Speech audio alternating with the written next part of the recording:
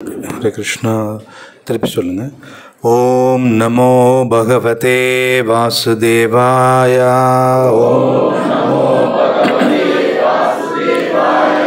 ஓம் நமோ பகவதே வாசுதேவாய. ஓம் நமோ பகவதே. ஓம் நமோ பகவதே வாசுதேவாய. ஓம் நமோ பகவதே வாசுதேவாய. ஹரே கிருஷ்ணா. ஸோ இன்னைக்கு நம்ம பகவத்கீதையில் 2வது அத்தியாயம் 55வது ஸ்லோகம் பார்க்க இருக்கிறோம். ஸ்ரீ பகவான் உவாச்ச பிரஜஹாதி யதா காமான் சர்வான் பார்த்த மனோகதான் ஆத்மன்யேவ ஆத்மனா துஷ்டः ஸ்தித பிரஜ்ஞஸ்ததோச்யதே. ஓம் அஜ்ஞானாதிமிராந்தஸ்ய ஞானாஞ்சன ஷலாக்கயா சக்ஷுருன்மீலிதமேன தஸ்மை ஸ்ரீ குரவே நமः. ஸ்ரீ சைத்தன்ய மனோபீஷ்டம் ஸ்தாபிதமேன பூதலே ஸ்வயம் ரூப கதா மாஹ்யம் ததாதி ஸ்வபதாந்தியம். नमो विष्णु पादाय कृष्ण प्रस्थाय भूतले श्रीमते जयपता स्वामी नित्य नामिने नमाचार्य पादाय निताय कृप प्रदायिने गौर गदादामदाय हर ग्राम धारिणी. नमो विष्णु पादाय कृष्ण प्रस्थाय भूतले श्रीमते भक्तिवेदांत स्वामी नित्य नामिने नमस्ते सारस्वती देवे गौरवाणी प्रचारणे निर्विशेष शून्यवादी पाश्चात्य देश तारिणी. जय श्री कृष्ण चैतन्य प्रभु नित्यानंद श्री अद्वैत गदाधर शिवासादि गौर भक्त वृंद.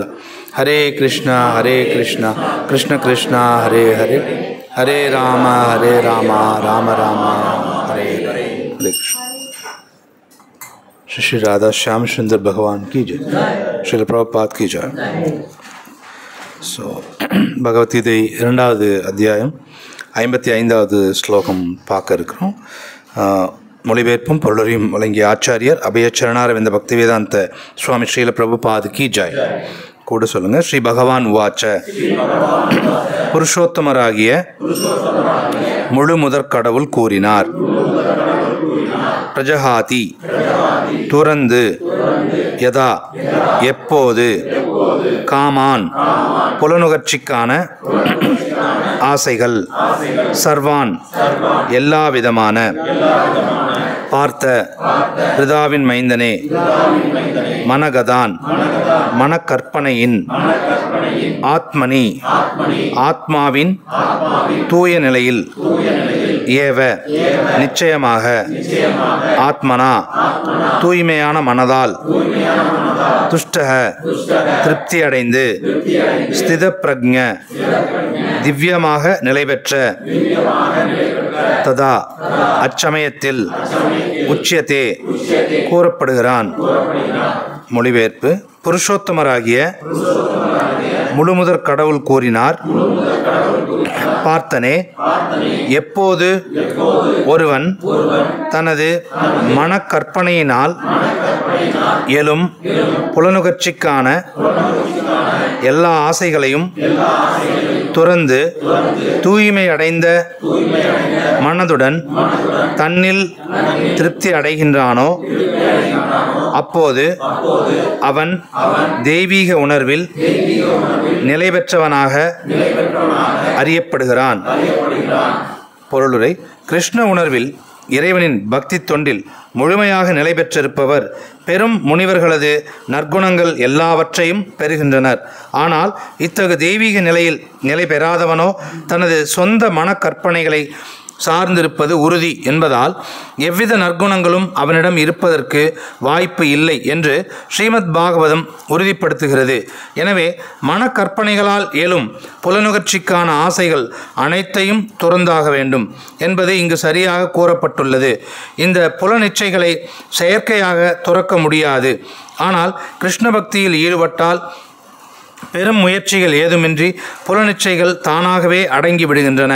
எனவே தெய்வீக உணர்வு நிலைக்கு முன்னேற இந்த பக்தி தொண்டு உடனடியாக உதவும் என்பதால் தயக்கமின்றி கிருஷ்ண பக்தியில் ஈடுபட வேண்டும். தன்னை முழு முதற் கடவுளின் நித்திய தொண்டனாக அறிவதன் மூலம் மிக முன்னேறிய ஆத்மா தன்னில் திருப்தியுற்று வாழ்கிறான். அத்தகு தெய்வீக நிலையை அடைந்தோருக்கு கீழ்த்தரமான ஜட உணர்விலிருந்து எழக்கூடிய சிற்றின்ப பற்றுக்கள் ஏதும் இல்லை. மாறாக முழுமுதற் கடவுளின் நித்திய சேவை என்னும் தனது இயல்பான நிலையில் அவன் எப்போதும் மகிழ்ச்சியாக உள்ளான். ஓம் தத் சத். ஹரே கிருஷ்ணா. ஸோ ஒவ்வொரு புதன்கிழமையும் ஈரோடு இஸ்கான் கோவில் நடக்கிற இந்த சத்சங்க நிகழ்ச்சிக்கு வந்திருக்கிறவங்க எல்லாரையும் வரவேற்கிறோம். ஸோ எல்லாருக்கும் உங்கள் நன்றி. இந்த இந்த ஸ்லோகம் வந்து பார்த்திங்கன்னா பகவான் கிருஷ்ணர் அர்ஜுனர்கிட்ட சொல்கிற ஸ்லோகம் இது. இதுக்கு முன்னாடி வந்து பார்த்திங்க அப்படின்னு சொன்னால் அர்ஜுனர் ஆக்சுவலாக அந்த அர்ஜுனர் உங்களுக்கு தெரியும், போர்க்களத்தில் அர்ஜுனர் வந்து ஒரு குழப்பத்துக்கு வரார். சரிங்களா? என்ன குழப்பத்துக்கு வரார் அப்படின்னு சொன்னால், அவர் வந்து சண்டை போடுறதா வேண்டாமா அப்படின்னு இப்போ அவருக்கு குழப்பம் இருக்குது. ஏன் இந்த குழப்பம் வருது அப்படின்னா, முதல்ல அவருக்கு இப்போ நம்ம மனசு எப்போவுமே என்ன செய்யும்னா, எப்போவுமே ஒரு குழப்பமான விஷயத்தை நமக்கு கொடுத்துட்டே இருக்கும், குழம்பிக்கிட்டே தான் இருக்கும். எந்த இடத்துலையும் நமக்கு தெளிவான ஒரு விஷயத்தை கொடுக்காது. ஏதாவது ஒரு குழப்பத்தை உருவாக்கிக்கிட்டே தான் இருக்கும். சரிங்களா? மனசோட வேலையே என்னென்னா, ஏதாவது ஒரு ஐடியாவை ஏதாவது ஒன்று வந்து செய்யலாம்னு க்ரியேட் பண்ணும், உருவாக்கும். அப்புறம் என்ன சொல்லணும்னா, இல்லை அது வேண்டாம், செய்ய வேண்டாம் அப்படின்னு அதுவே ரிஜெக்டும் பண்ணும். செய்யலாமா வேண்டாமா அப்படிங்கிற ஒரு முடிவுக்கு யாரையும் ஒரு முடிவுக்கு வந்து உடனே வர்றதுக்கு விடாது. சரிங்களா? இப்போ அர்ஜுனருக்கு என்ன, இப்போ நம்மளே அந்த மாதிரி நிறைய விஷயங்கள் நம்ம வாழ்க்கையிலேயே நம்ம பார்த்துருப்போம். ஒரு விஷயத்தை முதல்ல செய்யலான்னு முடிவு பண்ணுவோம். அப்புறம் வந்து பார்த்திங்கன்னா கொஞ்ச நேரத்தில் இல்லை வேண்டாம், இது செஞ்சோம்னா பிரச்சனையாகிடும் அப்படின்னு சொல்லி அதை ட்ராப்பும் பண்ணுவோம். அப்புறம் திடீர்னு போய் என்ன பண்ணுவோம்னா, இல்லை எதுக்கும் செஞ்சு பார்ப்போம் அப்படின்னு மறுபடியும் செய்வோம். அப்புறம் தப்பாக போனோடனே நான் அப்போவே நினச்சேன் இது செஞ்சுருக்கக்கூடாதுன்னு, அப்பவும் செஞ்சுட்டேன். ஸோ இந்த மாதிரி மனசு வந்து எப்போவுமே வந்து என்ன செய்யும் அப்படின்னா, ஒரு குழப்பமான நிலையை தான் உருவாக்கும். அதுக்கு காரணம் பிரபுபாத் என்ன சொல்கிறார் அப்படின்னா, இந்த மெட்டீரியல் பிளாட்ஃபார்ம், இந்த ஜட தளத்தில் மனசு வந்து இப்படி மட்டும்தான் முடிவெடுக்குமாமா. அதனால் தெளிவான ஒரு முடிவை வந்து எடுக்க முடியாது. செய்யலாம் அல்லது வேண்டாம் அப்படின்னு உறுதியான முடிவை ஜடத்தளத்தில் இருக்கும்போது நம்மளால் எடுக்கவே முடியாதுங்கம்மா. அர்ஜுனருக்கு வந்து அந்த குழப்பம் என்ன அப்படின்னு பார்த்தீங்கன்னா, சண்டை போடுறதுக்கு ஃபஸ்ட்டு வந்து என்ன நினச்சார் அப்படின்னா, நம்மளுடைய ராஜ்யத்தையெல்லாம் அதர்ம வழியில் இவங்கெல்லாம் பிடுங்கிட்டாங்க, அதனால் இவங்களோட சண்டை போட்டு இவனை முதல்ல எல்லாத்தையும் ஒழிச்சிடணும் அப்படின்னு சொல்லி அர்ஜுனா சண்டை போடுறதுக்கு ரெடியாக தான் வந்தார். சரிங்களா? ரெடியாக வந்தவர், தயாராக வந்தவர் அங்கே வந்து போர்க்களத்தில் இது வந்து என்னென்னா, ஒரு ரெண்டு குடும்பத்துக்குள்ளே, ஒரே குடும்பத்துக்குள்ளே ரெண்டு பங்காளிகளுக்கு இடையிலான சண்டை அப்படிங்கிறதுனால பார்த்திங்கன்னா நிறைய உறவுக்காரங்க, இவங்களோட உறவுக்காரங்க அந்த பக்கமும் இருக்கிறாங்க, இந்த பக்கமும் இருக்காங்க. ஸோ இப்போ வந்து அர்ஜுனருக்கு முதல்ல என்ன நினச்சாரு, அதர்ம வழியில் நம்முடைய எல்லா சொத்தையும் இவங்க பிடுங்கிட்டாங்க, இவங்களை அழிச்சிடணும் அப்படின்னு தான் வர்றார். உள்ளே வந்து சண்டை போடணுன்னு வந்து பார்த்ததுக்கப்புறம் என்ன பண்ணுறாருன்னா, உறவினர்கள், நண்பர்கள் எல்லாரையும் பார்க்குறாரு. பார்த்ததுக்கப்புறமா இப்போ அவருக்கு என்ன தோணுதுன்னா, சண்டை போடணுன்னு வந்தவருக்கு உறவினர்கள் எல்லாத்தையும் கொண்டுட்டா நான் எப்படி சந்தோஷமாக இருப்பேன் அப்படின்னு சொல்லிட்டு சண்டை போடுறதுக்கு இப்போ குழப்பத்தில் இருக்கார். குழப்பத்தில் இருந்துட்டு என்ன சொல்கிறார் அப்படின்னு சொன்னால், நான் சண்டை போடலை. அதுக்கு நிறைய காரணங்கள் கொடுக்குறார், ஏன் சண்டை போடலை அப்படிங்கிறது. பிரபுபாதர் சொல்கிறார், ஏன் அர்ஜுனருக்கு சண்டை போடக்கூடாதுன்னு ஒரு மனநிலை வந்தது. எதிர்த்தாப்புல படையில் கௌரவர்கள் இருக்காங்க, அவங்க எல்லாரும் சண்டை போடுறதுக்கு தயாராக இருக்காங்க, அவங்ககிட்ட எந்த குழப்பமுமே இல்லை. அர்ஜுனருக்கு மட்டும் ஏன் அப்படி குழப்பம் வருதுங்கிறதுக்கு ஒரு காரணம் கொடுக்குறார். காரணம் என்னென்னா, அர்ஜுனன் பக்தர்களுடைய ஒரு குணம் வந்து கருணை. சரிங்களா? இவ்வளோ பேரை வந்து நம்ம அழிக்க போகிறோம் அப்படிங்கிறதுனால அந்த கருணை டிவோட்டிகிட்ட இருக்கிற ஒரு டிஃபால்ட்டான விஷயம் அப்படின்றதுனால அந்த கருணையினால் அர்ஜுனர்கிட்ட இந்த குழப்பம் வருது. சரிங்களா? ஸோ அதர்மிகளுக்கு குழப்பம் ஏன் வர்றதில்லைன்னா, அவங்ககிட்ட கருணை இருக்காது. சரிங்களா? நம்ம நிஜ வாழ்க்கையிலே நிறைய இடங்களில் நம்ம பார்க்கலாம். சில உறவினர்கள் பார்த்திங்கன்னா நம்ம கூட தான் இருந்திருப்பாங்க, திடீர்னு ஏதாவது ஒருத்தர் கூட நமக்கு சண்டை வரும்போது பார்த்திங்கன்னா திடீர்னு அவங்க பக்கம் அவங்க சேர்ந்து நிற்பாங்க. சரிங்களா? இப்போ நமக்கு என்னென்னா, நம்ம கூட இருந்த உறவினர் தான் இப்போ நமக்கு எதிராக போய் கூட இங்கே நிற்கிறாங்க அப்படின்றப்போ இவங்களெல்லாம் எப்படி டீல் பண்ணுறது அப்படின்றது நமக்கும் தெரியாது. சரிங்களா? அர்ஜுனருக்கு இருந்த நிலைமை மாதிரியான நிலைமை எல்லாருக்கும் இருக்கும், நம்ம வாழ்க்கையில் எல்லாருக்குமே இருக்கும். சரிங்களா? அப்போ இதுக்கெல்லாம் வந்து அர்ஜுனருக்கு கிருஷ்ணா வந்து ஒரு வழிமுறை கொடுக்குறார். சரிங்களா? அந்த வழிமுறை எப்படிப்பட்டது அப்படின்னு சொன்னால், நம்ம முற்றிலும் நம்மெல்லாம் நம்ம ஜடத்தளத்தில் நம்ம என்னெல்லாம் முடிவுகள் யோசிப்போமோ இதையெல்லாம் தாண்டி வேறு ஒரு கண்ணோட்டத்தில் முடிவு கொடுக்குறார். சரிங்களா? இந்த குழப்பத்திலேருந்து எப்படி வெளியில் வரணும் அப்படின்னு முதல்ல என்ன செய்கிறார் அப்படின்னா, சாதாரண வழிகளில் அர்ஜுனர்கிட்ட குழப்பத்தை சாதாரணமாக தீர்த்து வைக்கிறதுக்கு கொஞ்சம் முதல்ல ஒரு சின்ன முயற்சி பண்ணுறார். எப்படி முயற்சி பண்ணுறாருன்னா, ஃபஸ்ட்டு கொஞ்சம் ஞானத்தை கொடுப்போம் அப்படின்ட்டு அர்ஜுனர்கிட்ட சொல்கிறார். ஆத்மா, எல்லாருமே ஆத்மா, இந்த மன்னர்கள் எல்லாருமே ஆத்மா தான், உடலுக்கு தான் அழிவு, ஆத்மாவை நீ கொல்லவே முடியாது அப்படின்னு சொல்லிட்டு ஆத்மாவோட பல அம்சங்களை விவரித்து சொல்லிவிட்டு என்ன சொல்கிறாருன்னா, நீ ஆத்மாவை எந்த காலத்துலையும் கொல்ல முடியாது, அதனால் நீ பரவாயில்ல சண்டை போடு அப்படின்னு சொல்லி கொஞ்சம் ஞானம் கொடுத்து அவரை அந்த வேலையை செய்ய வேலை செய்ய முயற்சி பண்ண வைக்கிறார். ஆனால் அர்ஜுனா அதுக்கு ரெடியாக தயாராக இல்லை. அடுத்தது என்ன செய்கிறாருன்னா, கிருஷ்ணா இதெல்லாம் 2வது அத்தியாயத்தில் தான் வருது. சரிங்களா? அடுத்தது கர்மகாண்டா. கர்மகாண்டா அப்படிங்கிறது என்ன அப்படின்னா, இந்த வேலையை செஞ்சால் இந்த பலன் எனக்கு கிடைக்கும் அப்படின்ற மாதிரி சில விஷயங்கள் உண்டு. அதெல்லாம் சொல்லி பார்க்குறார். நீ சத்திரியன் நீ சண்டை போடணும், ஆக்சுவலாக அது உன்னோட கடமை. சண்டை போட்ட அப்படின்னு சொன்னால் நீ ஜெயிக்கிறது ஜெயிச்ச அப்படின்னு சொன்னால் இந்த உலகத்தை ஆளலாம். நீ தோற்று போயிட்ட தோத்துட்ட, ஒருவேளை இறந்துட்டன்னா கூட சொர்க்கலோகத்துக்கு நீ போவ. ஏன்னா சத்திரியனா நீ உன்னுடைய கடமையை செஞ்சதுக்காக சொர்க்கலோகத்துக்கு போவ அப்படின்னு ஒரு பலன் கொடுத்து பார்க்குறார். இந்த பலனால் நீ சண்டை போடு அப்படின்னு சொல்லிட்டு. அடுத்தது இப்போ இதுக்கப்புறமாவும் அர்ஜுனருக்கு வேற ஒரு வகையில் மறுபடியும் முயற்சி பண்ணுறார். என்ன சொல்கிறார் அப்படின்னா, புத்தி யோகம் கொடுக்குறார். புத்தியை யூஸ் பண்ண சொல்கிறார். அதாவது செயல் மேலே, அது புத்தி யோகம் அப்படிங்கிறது என்னென்னா, செயலுடைய பலன்கள் மேலே நீ பற்று வைக்காத. உன் வேலை என்ன? சத்திரியன், உன் வேலை சண்டை போடுறது, சண்டையை போடு, அவ்வளோதான். ஜெயிக்கிறோம் தோக்குறோன்னு நீ ஏன் எதிர்பார்க்குற? சண்டை போடு. இதுக்கு பேர் பலன்கள் மேலே பற்று இல்லாமல் கடமையை செய்கிறது. சரிங்களா? செயலை செய்கிறதுக்கு மட்டும்தான் உனக்கு அதிகாரம் இருக்குது. செயல் பலன் மேலே உனக்கு எப்படி அதிகாரம் வருது? உனக்கு அது மேலே அதிகாரமே கிடையாது, சண்டையை மட்டும் போடு அப்படின்னு புத்தியோகம் கொடுக்குறார். அர்ஜுனர் இந்த மாதிரி வரிசையாக அந்த 2வது அத்தியாயம் இப்படி கொடுத்துட்டே வந்துட்டு இப்போ என்ன சொல்கிறார் அப்படின்னு சொன்னால், கிருஷ்ணா எப்படி சமாதியில் இருந்துட்டு சண்டை போடணும் அப்படின்னு சொல்கிறார். சமாதி அப்படிங்கிறது என்னென்னா, உயர்ந்த உன்னதமான உணர்வு நிலையில் இருந்துட்டு எப்படி ஒருத்தங்க கடமையை செய்கிறது அப்படிங்கிற விஷயத்தை சொல்ல ஆரம்பிக்கிறார். அப்படி சொல்ல ஆரம்பிக்கிறப்போ அர்ஜுனர் இந்த ஸ்லோகத்துக்கு முன்னாடி ஸ்லோகாவில் ஒரு கேள்வி கேட்குறார். ஸோ அர்ஜுனா சொல்கிறார், இந்த மாதிரி ஒரு தெய்வீக நிலையில் இருக்க முடியும், ஒரு தெய்வீக நிலையில் இருந்துட்டு ஒரு சுப்ரீம் கான்சியஸ்னஸ், ஒரு உன்னதமான உணர்வு நிலையில் இருந்துட்டு உன்னால் கடமையை செய்ய முடியும் அப்படின்னு சொல்லும்போது அப்போது அர்ஜுனருக்கு ஒரு கேள்வி கேட்குறார். அது என்ன, தெய்வீக உணர்வில் இருக்கிறாங்கன்னா அவங்க எப்படி இருப்பாங்க அப்படின்னு ஒரு கேள்வி கேட்குறாரு. பாருங்கள், அர்ஜுனன் முன்னாடி ஸ்லோகத்தோட மொழிபெயர்ப்பு. அர்ஜுனன் வினவினான், தெய்வீக உணர்வில் இவ்வாறு நிலை பெற்றவனின் அறிகுறிகள் யாவை? அவனது மொழி என்ன? எவ்வாறு பேசுவான்? எப்படி அமர்வான்? எப்படி நடப்பான்? சரிங்களா? இது என்ன அப்படின்னா, அவனோட மொழி என்ன அப்படின்னா, இப்போ நம்ம நம்மகிட்ட யாராவது ஒருத்தர் இப்போ நமக்கு தினம் சரி பார்த்திங்கன்னா சில பேர் நமக்கு சந்தோஷம் வர்ற மாதிரி சில விஷயங்கள் செய்வாங்க. சில பேர் நமக்கு பயங்கரமாக கடுப்பாகிற மாதிரி, பயங்கரமாக கோவம் வர்ற மாதிரியும் சில செயல்கள் செய்வாங்க. இப்போ நம்ம என்ன செய்கிறோம்னா, நம்ம ரொம்ப நார்மலாக கோவப்படுத்தினான்னா பயங்கரமாக கோவப்பட்டு என்ன செய்யணுமோ எல்லாத்தையும் செஞ்சுருவோம். சரிங்களா? அடுத்தது சந்தோஷப்படுத்துகிறாங்கனாலும் நம்ம என்ன செஞ்சிடறோம், சந்தோஷப்படுறோம். இந்த மாதிரி தான் நம்ம ரியாக்ட் பண்ணுறோம். சரிங்களா? ஆனால் ரெண்டுலேயுமே ஒரே மாதிரி நம்ம இருப்போமா? சந்தோஷப்படுத்தினாலும் நான் அமைதியாக தான் இருப்பேன், அல்லது நீ என்னை கோவப்படுத்தினாலும் நான் அமைதியாக தான் இருப்பேன். இப்படி ஒரு சமநிலை நம்மகிட்ட வருமா அப்படின்னா நம்மகிட்ட வராது.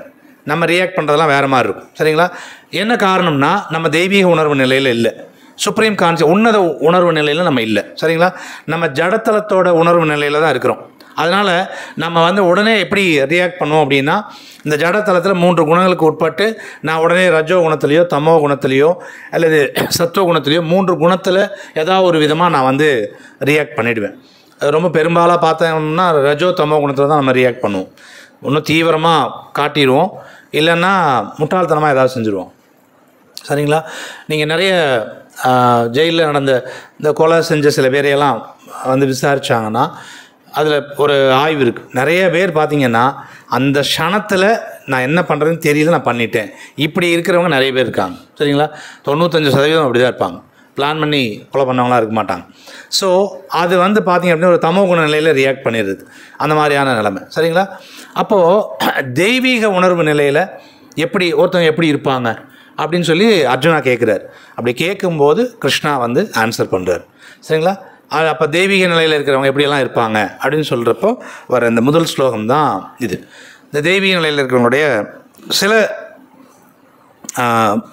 கேரக்டர்ஸ், சில அம்சங்களை வந்து, சில குணங்களை வந்து இங்கே வந்து சொல்கிறார். சரிங்களா? இப்போ நமக்கு வந்து ஒரு வேலையை செய்யலாமா வேண்டாமா அப்படிங்கிற இரட்டை நிலை நமக்கு ஏன் வருது அப்படின்னு சொன்னால் ஜடத்தளத்தில் இருக்கும்போது. இதுவே வந்து நம்ம ஒரு சுப்ரீம் கான்சியஸ்னஸ், உன்னத தெய்வீக உணர்வு நிலையில் இருந்தோம்னா நம்மகிட்ட இந்த இரட்டை நிலைக்கே வந்து வாய்ப்பு கிடையாது. சரிங்களா? ஒரு விஷயந்தான் செய்வோம். ஏன்னா கிருஷ்ணா என்னை செய்ய சொல்லிக்கிறார், அதனால் நான் செய்வேன். சரிங்களா? ஸோ கிருஷ்ண உணர்வு நிலை தான் அந்த தெய்வீக உணர்வு நிலைங்கிறது. ஸோ கிருஷ்ண உணர்வில் ஒருத்தங்க இருக்கிறாங்க அப்படின்னா ஓகே, இந்த வேலையை நான் கண்டிப்பாக செய்யணும் அப்படின்னு முடிவெடுப்பாங்க.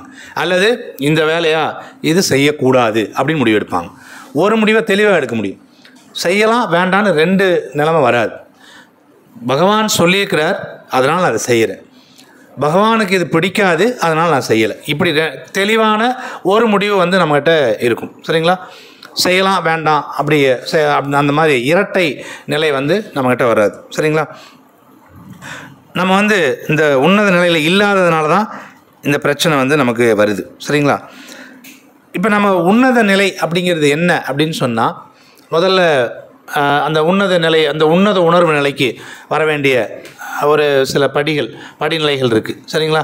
அந்த உன்னத உணர்வு நிலைக்கு வர வேண்டிய படிநிலைகளில் நம்ம முதல்ல தெரிஞ்சுக்க வேண்டியது, கிருஷ்ணர் எப்படி அர்ஜுனனுக்கு வந்து முதல்ல ஞான யோகம் கொடுத்தார் இல்லைங்களா, அந்த ஞானத்தை கொடுத்தார் இல்லைங்களா, அந்த ஞானம் நமக்கு கண்டிப்பாக முதல்ல வேணும்.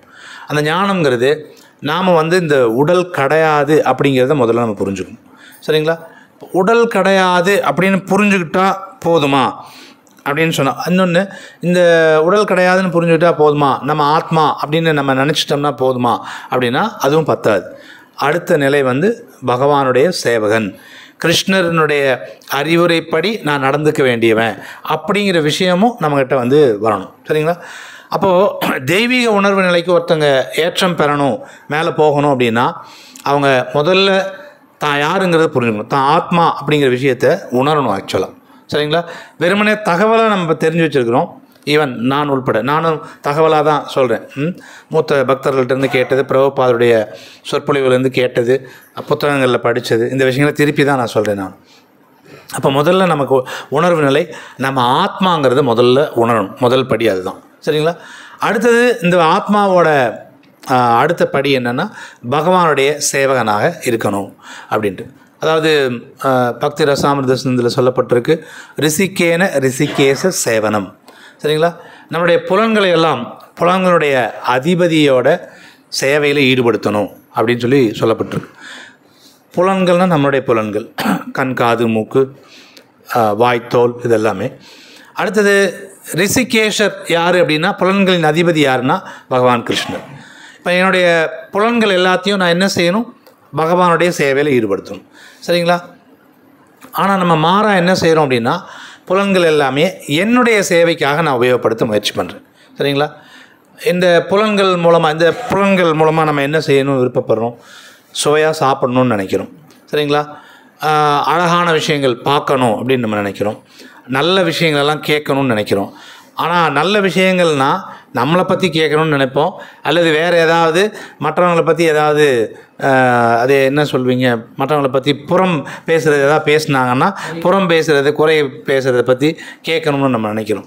ஸோ இப்படி தான் இருக்கிறோமே தவிர, நம்ம புகழ்ந்து யாராவது பேசுகிறாங்களா அப்படிங்கிற மாதிரி தான் நம்ம கேட்போமே தவிர, நல்ல விஷயங்களுக்கு நம்மளுடைய புலன்களை நம்ம உபயோகப்படுத்துறது இல்லை.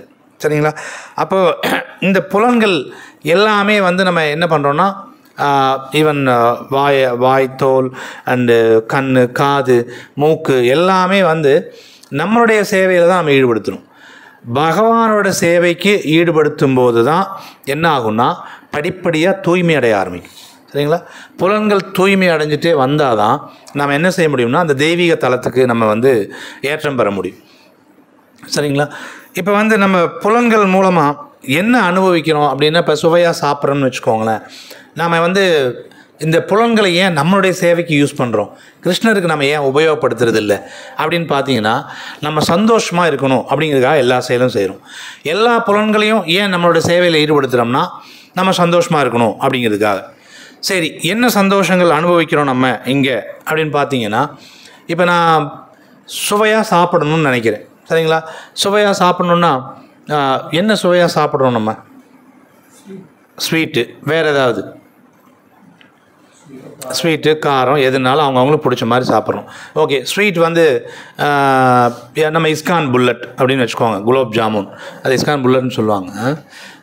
கரெக்டாக போட்டிங்கன்னா வெடிக்கும், பக்தி வெடிக்கும், வந்துடுவாங்க, சரண்டர் ஆகிடுவாங்க. ஸோ குலோப் ஜாமுன் சாப்பிட்றோம். எத்தனை சாப்பிட்லாம்? ஒரு 5, ஒரு 10, ஒரு 50. ஒரு 50 சாப்பிட்றோன்னா என்ன நடக்கும்னு நினைக்கிறீங்க? சாப்பிட முடியாது. ஒரு வேளை தம் கட்டி நான் இப்போ விருப்பப்பட்டு நான் சாப்பிட்றேன், எப்படியாவது ஒரு 30-40 சாப்பிட்றேன்னு வச்சுக்கோங்க, சளி பிடிச்சி உடனே காய்ச்சல் வந்துடும். உண்மைங்களா இல்லைங்களா? ஸோ இந்த உலகத்தில் நான் என்னுடைய புலன்களுக்கு சந்தோஷம்னு ஏதாவது ஒரு விஷயத்தை கொடுத்தேன்னா கொஞ்ச காலத்துக்கு இருக்கும், ரொம்ப தற்காலிகமாக இருக்கும். 4-5 சாப்பிட்ற வரைக்கும் தான் உடம்பு தாங்கும். சரிங்களா? ஒரு 10-15 சாப்பிட்றோன்னாவே அடுத்தது உடல்நிலை வந்து கெட ஆரம்பிச்சிடும். அப்போது இந்த உலகத்தில் நாம் என்னெல்லாம் அனுபவிக்கிறோமோ, எந்த சுகங்கள், எதெல்லாம் சந்தோஷம்னு அனுபவிக்கிறோமோ, அது எல்லாமே ரொம்ப தற்காலிகமானது. சரிங்களா? இம்மீடியட்டாக நீங்கள் சந்தோஷம்னு நினைக்கிற விஷயம் இம்மீடியட்டாக அதோட லிமிட் ஒன்று இருக்குது. அதை தாண்டி ஒரு நீங்கள் அனுபவிக்க நினச்சிங்கன்னா உடனடியாக அது நமக்கு துன்பத்தை தரக்கூடியது. இந்த உலகத்தில் இருக்கிற எல்லா சந்தோஷமும் அப்படி தான் இருக்கும். சரிங்களா? அப்போ வந்து பார்த்திங்க அப்படின்னா, நம்ம புலன்கள் நிஜமாகவே சந்தோஷப்படுதானா? சந்தோஷப்படுறது இல்லை. அப்போ எப்போ புலன்கள் வந்து சந்தோஷமாக இருக்கும் அப்படின்னு சொன்னால், எப்போ நம்ம வந்து பகவான் ரிஷிகேச சேவனம், அந்த புலன்களுடைய அதிபதியான பகவான் கிருஷ்ணனுடைய சேவையில் நம்மளுடைய புலன்களை ஈடுபடுத்துகிறோமோ, அப்போ தான் வந்து பார்த்திங்க அப்படின்னா நமக்கு பர்மனெண்ட் ஹாப்பினஸ், நிரந்தரமான சந்தோஷம் அப்படிங்கிறது அப்போ மட்டும்தான் வரும். சரிங்களா? அது வரைக்கும் இந்த தற்காலிகமான ஒரு சந்தோஷத்தை அனுபவிக்கிறதுக்காக நம்ம செயல்கள்லாம் ஏதாவது செஞ்சுட்டே இருப்போம். எல்லாமே அப்படி தான். நீங்கள் ஒரு பாட்டு கேட்குறதாகட்டும், ஒரு 5 நிமிஷம் சந்தோஷம்தான். சரிங்களா? 3 தடவை 4 தடவை கேட்கலாம், அடுத்த தடவை போர் அடிச்சிடும். ஒரு சினிமா போகிறீங்க, ஒரு 2 மணி நேரம் பார்ப்பீங்க, ஒரு 2வது தடவை 3வது தடவை அந்த படத்தை பார்க்கலான்னு போனீங்கன்னா அவனுக்கு தலைவலி எடுத்துடும். சரிங்களா? ஸோ இந்த உலகத்தில் வந்து பார்த்திங்க அப்படின்னா இந்த புலன்கள் எல்லாமே நம்மளை திருப்தி பண்ணுறதுக்கான முயற்சி நம்ம செய்யும்போதெல்லாம் அது குறிப்பிட்ட காலம் சந்தோஷம் தர்ற மாதிரி இருந்துட்டு நமக்கு மறுபடியும் துக்கத்தை தான் கொடுத்துட்ருக்கும். சரிங்களா? ஈவன் நம்ம ரெகுலராக சாப்பிட்ற சாப்பாட்டை கூட நீங்கள் அளவாக தான் சாப்பிட முடியும், ஒரு அளவுக்கு தான் சாப்பிட முடியும். அதில் கூட நம்ம சந்தோஷத்தை அனுபவிக்க முடியாது. இல்லைங்களா? எல்லா புலன்கள்லையுமே அப்படி தான். ஓகே, எல்லா புலன்கள் மூலமாகவும் நம்ம அனுபவிக்கிற சந்தோஷங்கிறது ரொம்ப தற்காலிகமாக தான் இருக்கும். சரிங்களா? ஆனால் பகவான் சேவையில் ஈடுபடுத்தும் போது மட்டும்தான் என்ன நடக்கும் அப்படின்னா நிரந்தரமான சந்தோஷத்துக்கு வந்து வர முடியும். ஓகேங்களா? இப்போ வந்து இப்போ இந்த புலன்கள் மூலமாக நம்ம வந்து சந்தோஷத்தை அனுபவிக்கணும்னு தான் நினைக்கிறோம். ஆனால் இந்த உலகம் எப்படி இருக்குன்னா, எப்படி பார்த்தாலும் நமக்கு ஏதாவது ஒரு துக்கம் கொடுத்துட்டே தான் இருக்குது, ஏதாவது ஒரு வகையில். சரிங்களா? ஏதாவது ஒரு வகையில் ஒரு துக்கம் கொடுத்துட்டே தான் இருக்குது. சரி, ஏன் வந்து கிருஷ்ணர் வந்து இந்த உலகத்தை படைச்சார், பகவான் வந்து உலகத்தை படைச்சிருக்கிறார். ஓகே, கிருஷ்ணாகிட்ட எல்லா சக்தியுமே இருக்குது, கிருஷ்ணர் நினச்சா என்ன வேணால் செய்யலாம். அவர் ஏன் இப்படி இந்த உலகத்தை எப்போ பார்த்தாலும் எல்லாருக்கும் ஏதாவது ஒரு கஷ்டம் வர்ற மாதிரியே ரெடி பண்ணி வச்சுருக்கிறார்? அஃப்கோர்ஸ் கிருஷ்ணாகிட்ட ஒரு சரியான காரணம் இருக்குது. சரிங்களா? சரியான ஒரு காரணம் இருக்குது. ஒருத்தர் வந்து என்ன நினச்சார் அப்படின்னா, கிருஷ்ணருடைய இந்த படைப்பை பற்றி ஒரு கேள்வி பேசுகிறார். அவர் என்ன செய்கிறாரு, அப்படி நடந்து போயிட்டுருக்கிறாரு. அவருக்கு லைஃப்பில் நிறைய பல பிரச்சனைகள் அவருக்கு வந்து ஒரு விரக்தியிலே போயிட்டுருக்கிறார். கேட்டால் எல்லோரும் கடவுளை வழிபடுங்க அது இதுன்னு சொல்லிட்டு இருக்கிறாங்க அப்படின்னு ஒரு விரக்தியில் போயிட்டுருக்கிறார். போயிட்டுருக்கும்போது பார்க்குறார், ஒரு கொடி இருக்குது. கொடியில் பார்த்தீங்க அப்படின்னா பெரிய பூசணிக்காயெலாம் இருக்குது. சரிங்களா? பார்க்குறார். பார்த்துட்டு அப்புறம் அப்படியே போகிறார். பக்கத்தில் போனாலும் ஒரு பெரிய மரம் இருக்குது, ஆலமரம் இருக்குது. ஸோ ஆலமரத்தில் பார்க்குறாரு, பழம் துளுண்டு இருக்குது. சரிங்களா?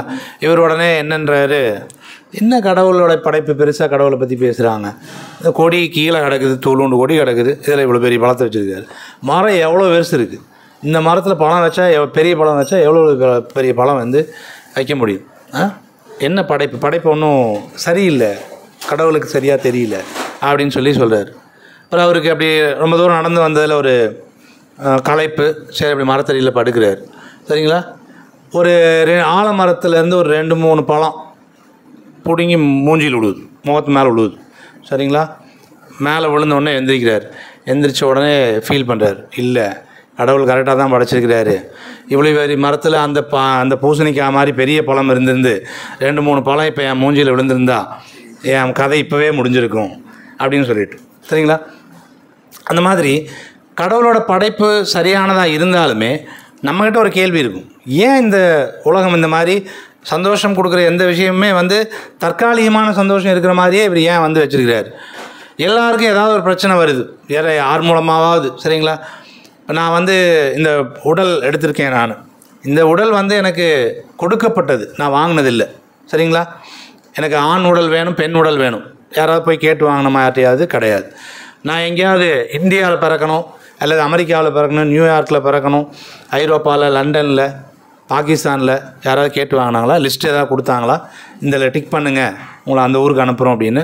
கிடையாது. வலுக்கட்டாயமாக திணிச்சிட்டாங்க. சரிங்களா?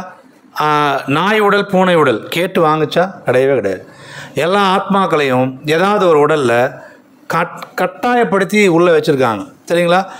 அந்த உடல் மூலமாக நமக்கு ஏதாவது துன்பங்கள் வர மாதிரி தான் இந்த உலகம் வடிவமைக்கப்பட்டிருக்கு. அப்படி நம்மளுடைய கேள்வி, கிருஷ்ணர் ரொம்ப கருணையானவர்னு சொல்கிறாங்க. பகவத்கீதையில் கிருஷ்ணர் சொல்கிறாரு, நான் தான் அவனுடைய அப்பான்றாரு. அப்பா எங்கேயாவது வந்து பையன் கஷ்டப்படட்டும் அப்படின்னு சொல்லி விட்டுருவாரா?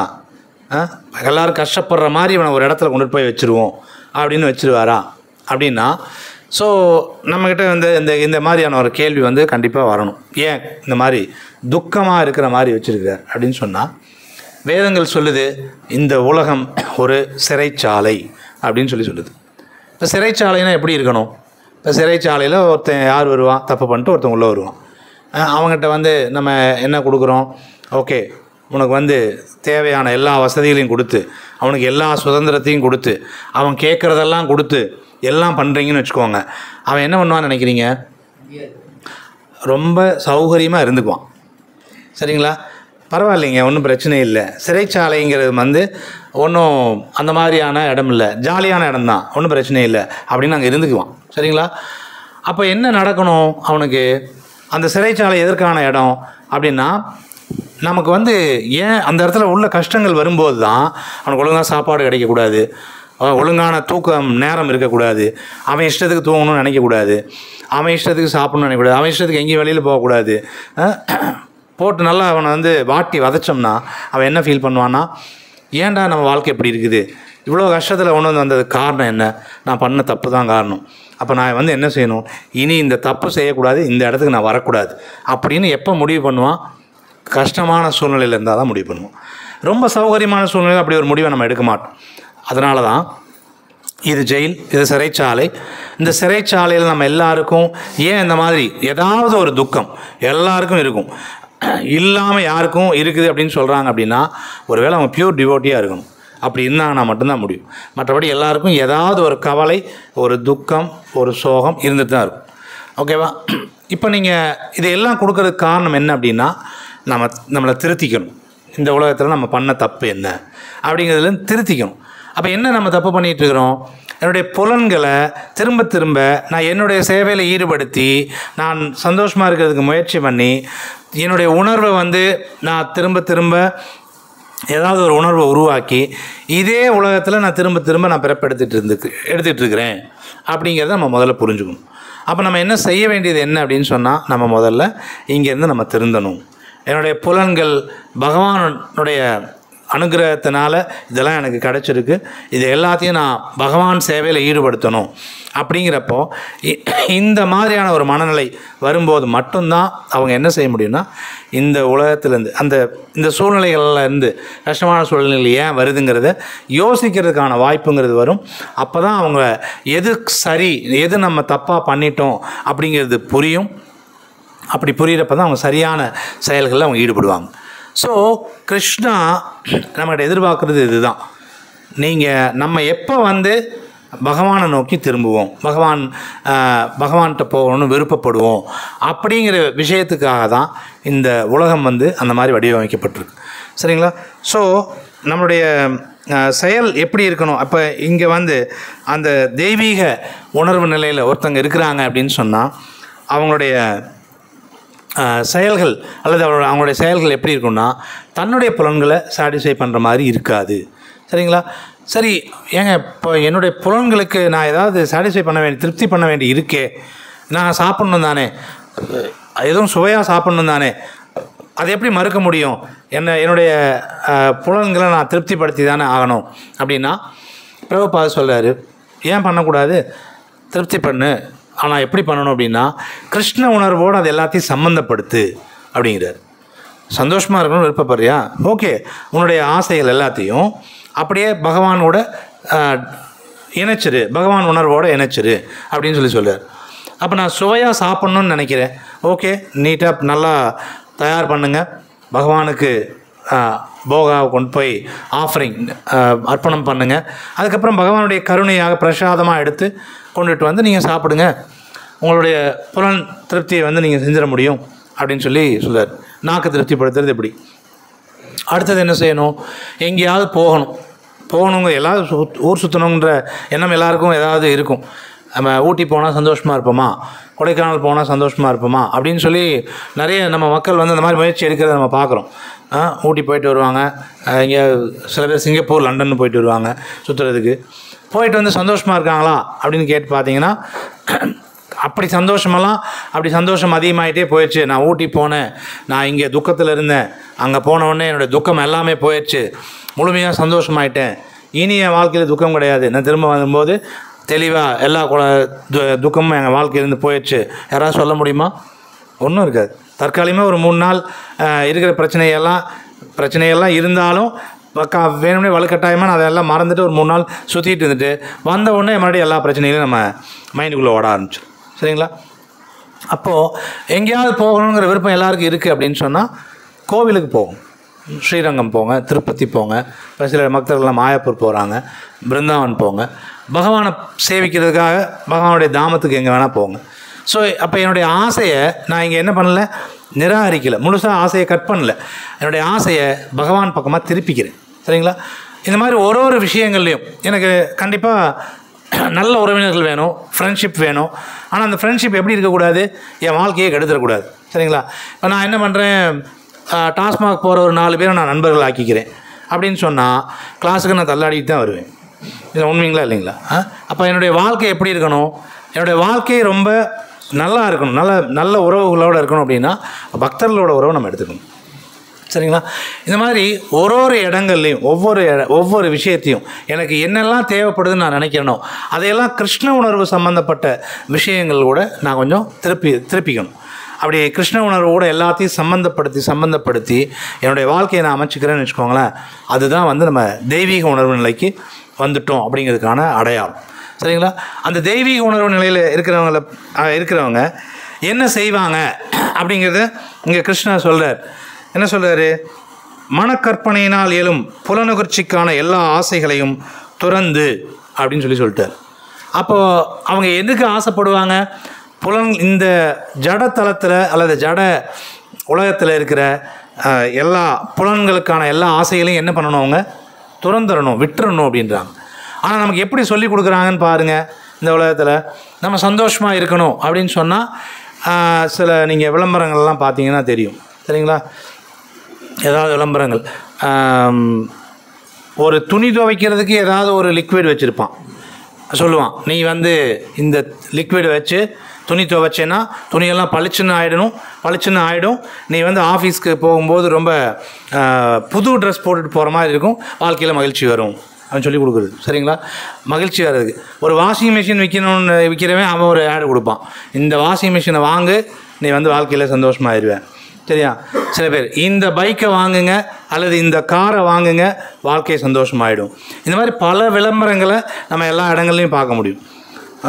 ஆனால் உண்மையாகவே இதெல்லாம் சந்தோஷத்தை கொடுக்குதா அப்படின்னா, இந்த உலகத்தில் இருக்கிற அந்த ஜடப்பொருள்கள் எதுவுமே ஆத்மாவுக்கு சந்தோஷம் கொடுக்காது.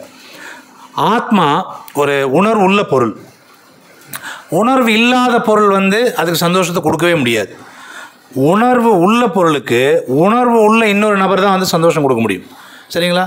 நீங்கள் வந்து உட்காந்துட்டு ஒரு செவுத்தை பார்த்து நீங்கள் பேசிக்கிட்டே இருக்க முடியாது. உண்மைங்களா? செவுறு ஒரு ஜடப்பொருள் கூட நான் உறவு வச்சுக்க முடியுமா? ஜடப்பொருள் கூட நான் உறவு வச்சுக்கவே முடியாது.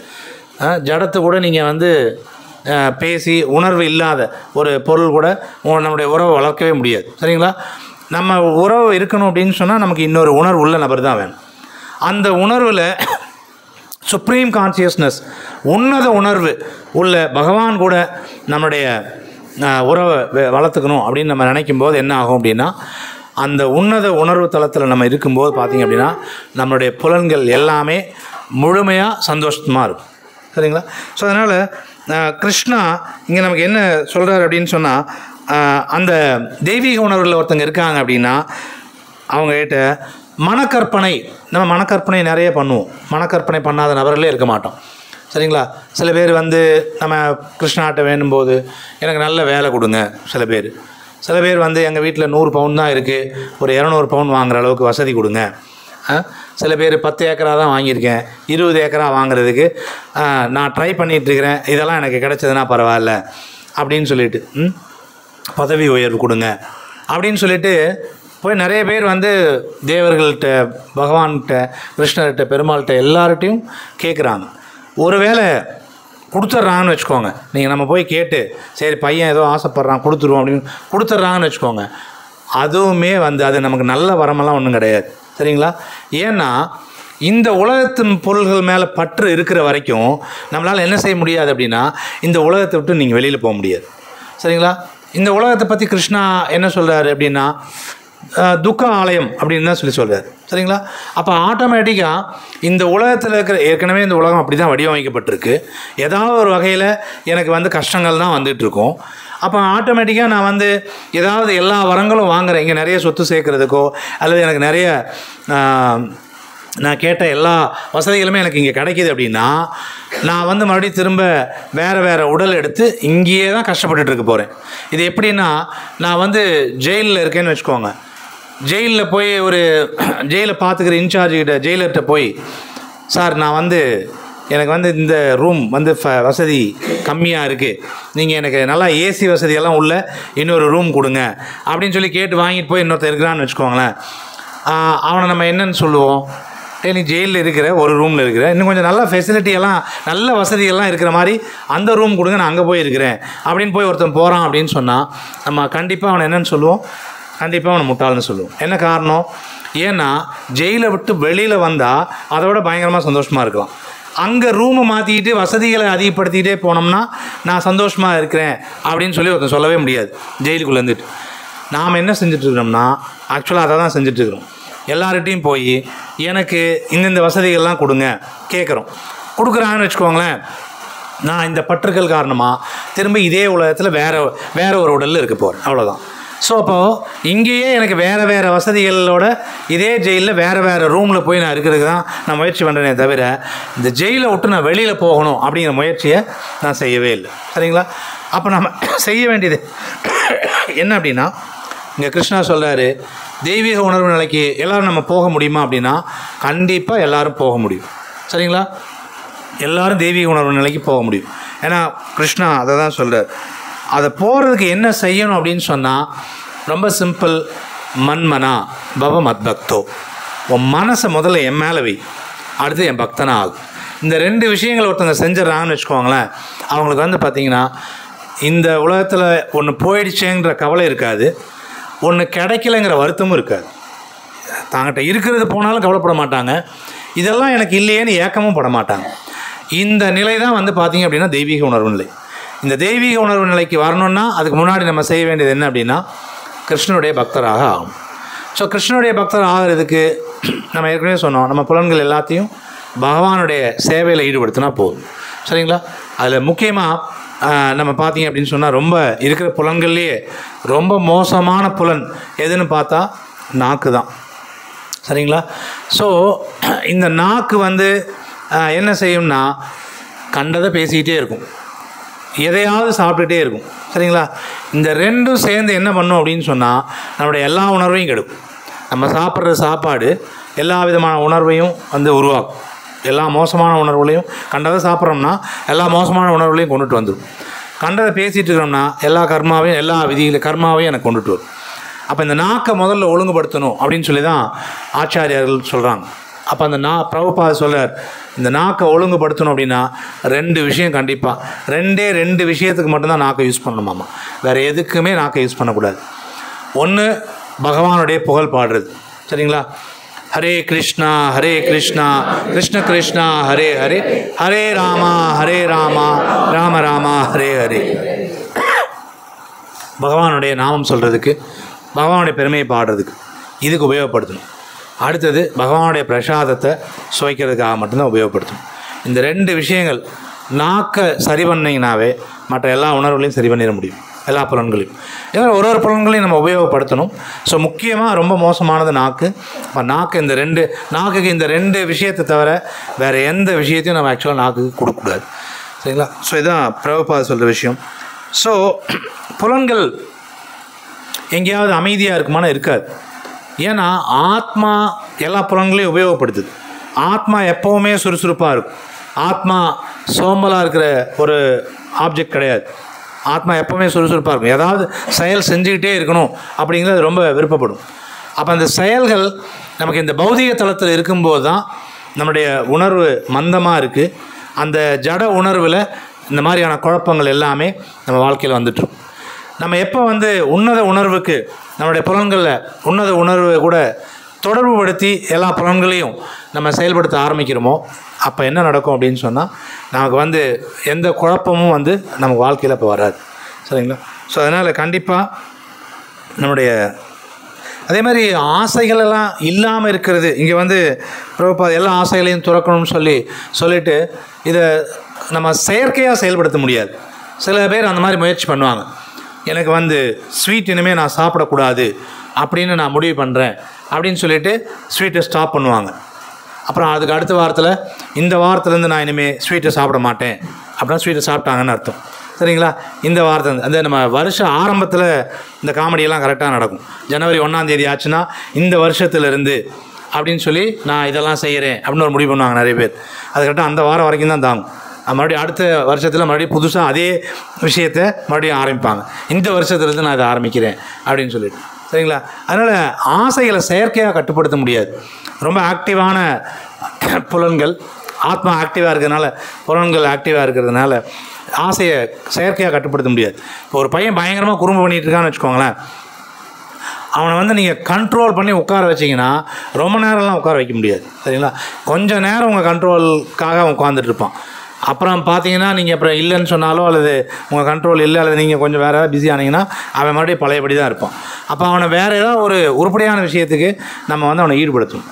ஸோ அந்த மாதிரி தான் நம்ம ஆத்மா ஏதாவது செயல் செஞ்சே தீரணும். அந்த செயல் கண்டிப்பாக கிருஷ்ண உணர்வு, கிருஷ்ண பக்தி செயல்களாக இருக்கும்போது மட்டும்தான் நீங்கள் வந்து இந்த குழப்பங்கள்லேருந்து வெளியில் வர்றதுக்கும், நம்ம வாழ்க்கையோட பிரச்சனைகள்லேருந்து வெளியில் வர்றதுக்கும், இந்த துக்க ஆலயத்திலேருந்து வெளியில் வர்றதுக்கும் அது வாய்ப்பாக இருக்கும். இல்லை அப்படின்னு சொன்னால் திரும்ப நம்ம பிறப்பை எடுப்போம், திரும்ப இந்த எல்லா கஷ்டங்களையும் இப்போ என்னெல்லாம் அனுபவிக்கிறோமோ அது எல்லாத்தையும் திரும்ப அனுபவிப்போம். ஒருவேளை நான் கஷ்டங்களே அனுபவிக்கலைங்க இந்த ஜென்மாவில், எனக்கு அப்படிலாம் எதுவுமே வரலிங்க, நீங்கள் சொல்கிற மாதிரிலாம் எந்த கஷ்டமே கிடையாது அப்படின்னு சொன்னாலுமே இந்த ஜென்மாவில் நான் நிறைய கர்மங்கள் செஞ்சுருப்பேன். போன தடவை செஞ்ச என்னுடைய புண்ணிய கர்மத்தினுடைய விளைவு எனக்கு பல விஷயங்கள் நல்லது நடந்திருக்கலாம். ஆனால் அகெயின் இந்த ஜென்மாவில் நான் பண்ண செயல்களுக்கான விளைவுகள் இருக்கும் இல்லையா, இந்த விளைவுகளை நான் அனுபவிக்கிறதுக்கு அடுத்த ஜென்மத்துக்கு நான் தயாராகும். ஸோ அப்போ எப்படி பார்த்தாலும் நம்முடைய வாழ்க்கை அப்படிங்கிறது மானுஷ ஜன்மம் துர்லபம், மனித அரிது அரிது மானிடராய் பிறத்தல் அரிதுன்னு சொல்லியிருப்பாங்க இல்லையா, அதே தான். மானுஷ ஜன்மம் துர்லபம், அரிது. ஆக்சுவலாக கிடைக்கிதுன்னா ஆக்சுவலாக பாரதத்தில் ஸ்லோகாலேருந்து தான் இதெல்லாம் எழுதுகிறாங்க, வேத இலக்கியங்கள்லேருந்து தான் இதெல்லாம் எழுதுகிறாங்க. அவங்க படித்ததுக்காக அதை தமிழ் படுத்துகிறாங்க, அவ்வளோதான். வேதத்தில் இல்லாத எதுவுமே இங்கே கிடையாது. நீங்கள் எந்த அறிவியல் கண்டுபிடிப்புகளாகட்டும் அல்லது எந்த ஒரு தமிழ் இலக்கியங்கள் விஷயங்களாகட்டும், எல்லா விஷயங்களுமே எந்த ஒரு அறிவுமே வேதத்துக்கு உட்பட்டது தான். வேதத்தில் இல்லாத ஒன்றை ஒருத்தர் இந்த உலகத்தில் கொடுக்கவே முடியாது. சரிங்களா?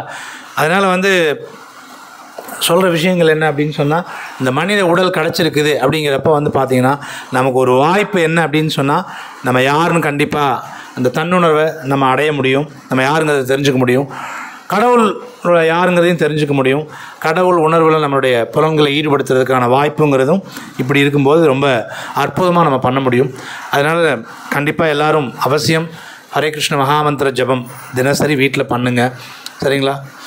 அடுத்தது பகவத்கீதை, பாகவதம் இந்த மாதிரி ஆச்சாரியார்கள் கொடுத்த விளக்கங்க உரைகள் கண்டிப்பாக நம்ம படிக்கணும்.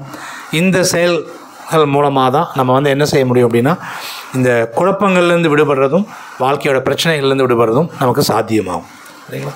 ஸோ அதனால் எல்லாரையும் பகவத்கீதை தினசரி, பகவத்கீதை பாகவதம் தினசரி படிங்க. அண்டு ஹரே கிருஷ்ண மகாமந்திர நாம ஜபம் பண்ணுங்கன்னு சொல்லி பணியோடு கேட்டுக்கிறோம். நன்றி. ஸோ இந்த இடத்துல நான் நிறுத்திக்கிறேன். உங்களுடைய கேள்விகள் ஏதாவது இருந்தால் நீங்கள் கேட்கலாம். ஹரே கிருஷ்ணா.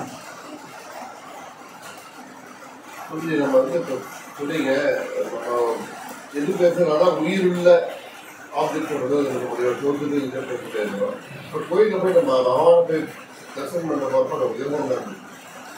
எஸ், ஆக்சுவலாக பிரபு என்ன கேட்குறாருன்னா, கோவிலில் நம்ம விக்கிரகம் தானே பார்க்குறோம், நம்ம அவங்க ஒரு மேட்டர் தானே, ஜடப்பொருள் தானே, உணர்வுள்ள பொருள் தானே வேணும்னு சொல்கிறீங்க அப்படின்னு சொல்லி கேட்குறாரு. ஆக்சுவலாக என்னென்னா, அது ஜடப்பொருள் அல்ல, நல்லா ஞாபகம் வச்சுக்கோங்க. சாக்ஷாத் கிருஷ்ணா தான். சரிங்களா? பகவானை நேரடியாக பார்க்குறதுக்கு நம்மகிட்ட இருக்கிற புலன்களுக்கு சக்தி பத்தாது. ஈவன் அர்ஜுனா கூட பார்த்தீங்கன்னா விஸ்வரூபம் காட்டும்போது அவர் என்ன சொல்கிறார் அப்படின்னா, உங்களுடைய இந்த ஒளியை தேஜஸை என்னால் பார்க்க முடியல அப்படின்னு சொல்லி சொல்கிறார். சரிங்களா? இந்த கண்ணோட நீ பார்க்க முடியாதுங்கிறத கிருஷ்ணாவும் சொல்கிறார். உனக்கு நான் திவ்யமான உணர்வு தரேன், உணர்வு பூர்வமான பார்க்கக்கூடிய கண்கள் தரேன் அப்படின்னு கிருஷ்ணா சொல்லி தான் அர்ஜுனர் பார்க்க வைக்கிறார். ஈஷோபனிஷத்தில் ஒரு ஸ்லோகம், அதில் ஒரு டிவோட்டி அவர் கேட்பார், உங்கள் தயவு செய்து உங்களை சுற்றி சூழ்ந்திருக்கிற இந்த வெளிச்சத்தை தயவு செய்து எனக்கு விளக்குங்க, நான் உங்கள் முகத்தை பார்க்கணும் அப்படின்னு சொல்லி தான் கேட்பார். ஸோ நிஜமாக ஒரிஜினலாக பகவானை நேரடியாக பார்க்குறது நம்மளுடைய கண்களுக்கு முடியாத விஷயம், புலன்களால் பண்ண முடியாத விஷயம். அப்போ கிருஷ்ணா என்ன பண்ணுறார் அப்படின்னு சொன்னால், அவர் கருணை வாய்ந்தவர் அப்படின்றதுனால நம்ம கண்ணுக்கு என்ன லெவலில் பார்க்க முடியுமோ அந்த அளவுக்கு அவர் தன்னை இறக்கிட்டு அதுலேருந்து காட்சி கொடுக்குறார். ஸோ நம்ம வீட்டில் வச்சுருக்கிற பிக்சர் ஆகட்டும், பிக்சர் படத்தில் நீங்கள் வச்சுருக்கிற பகவான் ஆகட்டும், அல்லது இந்த உட்டனில் செஞ்ச விக்கிரகங்களாகட்டும், விக்கிரகங்கள் பார்த்திங்கன்னா மண்ணில் செய்யலாம், உலோகங்களில் செய்யலாம். சரிங்களா? இந்த மாதிரி மரங்களில் செய்யலாம், படங்களாக இருக்கலாம். இதுக்கெல்லாம் பேர் அச்சா விக்கிரகம்னு பேர்.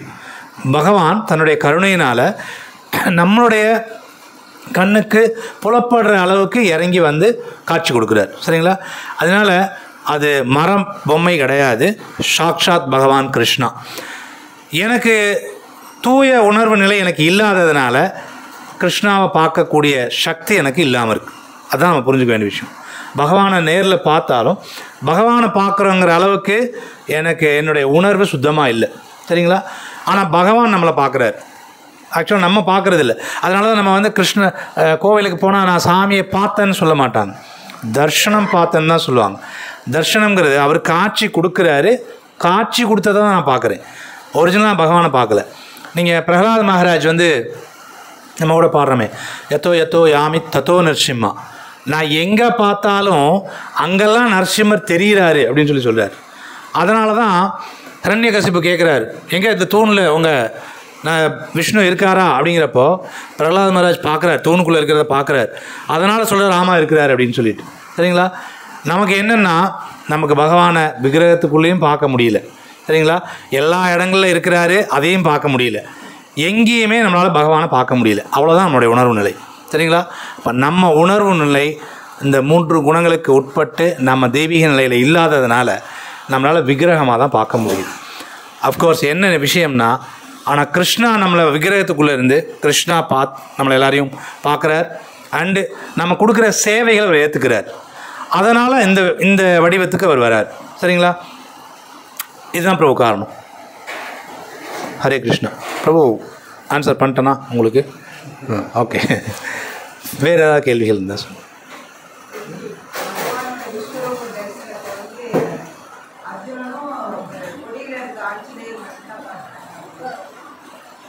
மாதாஜி அவங்க பார்த்தாங்க, ஒவ்வொருத்தருக்கும் வெவ்வேறு விதமான விஸ்வரூபங்கள் அவர் காட்டியிருக்கார். பார்சியலாக அந்த மாதிரிலாம் காட்டியிருக்கார். ஆனால் பீஷ்மர் சொல்கிறார், உனக்கு முன்னாடி யாரும் இதை பார்த்தது கிடையாது அப்படிங்கிறத சொல்கிறார். நீ தான் பார்க்குற ஃபஸ்ட்டு அப்படின்னு. வேறு ஏதாவது கேள்விகள்?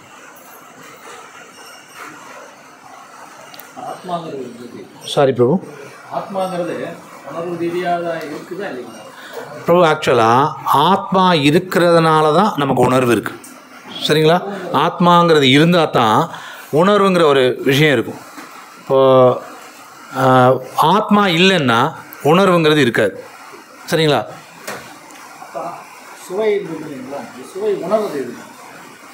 சுவையை உணர்றது, நீங்கள் சுவையை உணர்றது எதுன்னா பொய் அகங்காரம்.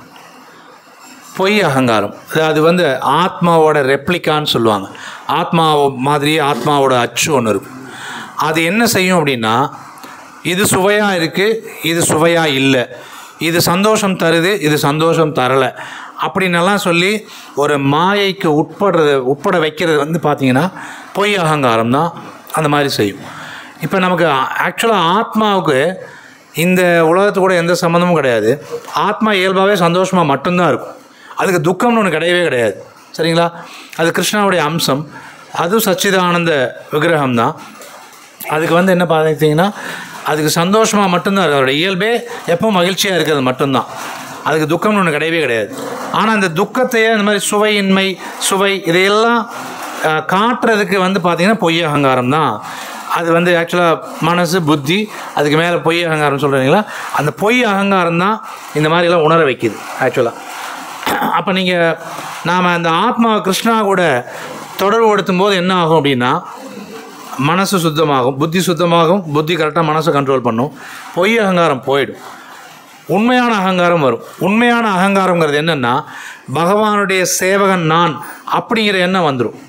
நான் ஒரு ஆள், நான் அனுபவிக்கிறேன், இதெல்லாம் போயிடும், சரிங்களா? பகவான் சேவையினால் நான் சந்தோஷமாக இருக்கிறேன் அப்படிங்கிற அந்த உண்மையான அகங்காரம், பகவானுடைய சேவகன்கிற அந்த ஒரிஜினல் ஐடென்டிட்டி, ஸ்வரூப சித்தின்னு சொல்லுவாங்க, அது நமக்கு கிடச்சிரும். அது கிடச்சதுக்கப்புறமா பார்த்தீங்க அப்படின்னு சொன்னால் நமக்கு இந்த வேறுபாடுகள்லாம், இது சுவை, இந்த ஜட உலகத்தில் இருக்கிற விஷயமெல்லாம் சுவைன்னே நமக்கு தெரியாது, இந்த உலகத்தில் இருக்கிறது துக்கம் அப்படின்னு நமக்கு தெரியாது, நம்முடைய இன்ப துன்பங்கள் எதுவுமே இந்த உலகத்தில் நமக்கு இருக்கிறது எதையுமே காட்டாது. ஆனால் ஒரு ரெப்ளிகா, ஒரு அச்சு இருக்கிற மாதிரியான மாயா தோற்றத்தை காட்டிகிட்டு இருக்கிறாங்க. அதுதான் அந்த பொய் அகங்காரம் தான் நம்மளை உடல் அப்படிங்கிறதையும் நினைக்க வைக்கிறது ஆக்சுவலாக, சரிங்களா? தேங்க்யூ. ஹரே கிருஷ்ணா. வேறு ஏதாவது கேள்விகள் இருக்குங்களா? ஓகே. So thank you.